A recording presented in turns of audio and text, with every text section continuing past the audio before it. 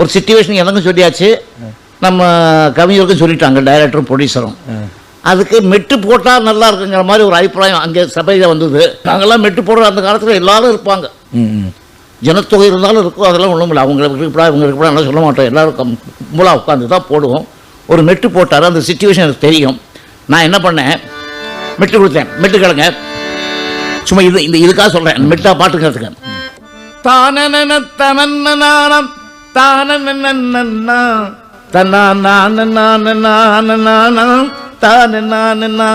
டேய், நீ என்னடா தானனான்னு போட்டு எங்கடா போவேன் நான் வார்த்தைக்கு, இது வேற மெட்டு போடுறா அப்படின்னாரு.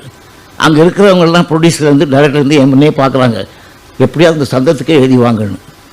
அப்போ அவர் கேட்குறாரு, என்ன நீ இந்த மாதிரி சந்தெல்லாம் கொடுத்தா அதில் வார்த்தைகளும் சேர்த்து சொல்லுவியே, நீ அப்படி ஏதாவது வச்சுருக்கியா ஒரு டூப் வார்த்தை பரவாயில்ல சொல்லுவேன் நான். அந்த பல்லவியோட எனக்கு அந்த சிச்சுவேஷனில் என்னென்ன வார்த்தை வரலாங்கிற ஒரு இமேஜினேஷன் இருக்குல்ல. ஏன்னா 13 வயசுலேருந்து பாடல் எழுதுறவங்களோட பழைய அனுபவம் பாபநாத சிவன் காலத்துலேருந்து. நான் என்ன பண்ணேன், ஒரு அளவு கொடுத்தேன் அவருக்கு. எப்படி, இன்று முதல் குடிக்க மாட்டேன் சத்தியம் அடி தங்கம், இன்னைக்கு ராத்திரிக்கு தூங்க வேணும் ஊத்துக்கிறேன் கொஞ்சம்.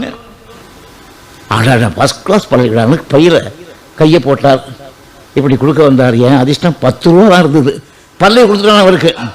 அதை வாங்க வந்தார் அவர். நான் நீங்கள் வாங்கலை அப்படி ஆனால் ஒன்று அப்படின்னு எடுத்துட்டார். என்ன ஐயா எல்லாம் சொல்கிறீங்கன்னு.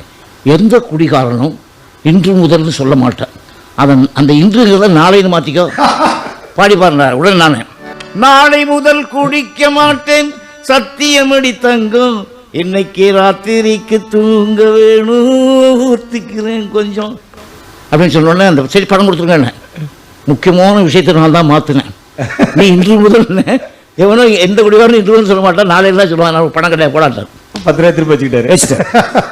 இப்படி வந்து அவ்வளோ அந்யோன்யமாக பழகணும் ஒரு கவிஞனும் ஒரு மியூசிக் டைரக்டர்னு என்னுடைய வாழ்க்கையுடைய அனுபவங்கள்.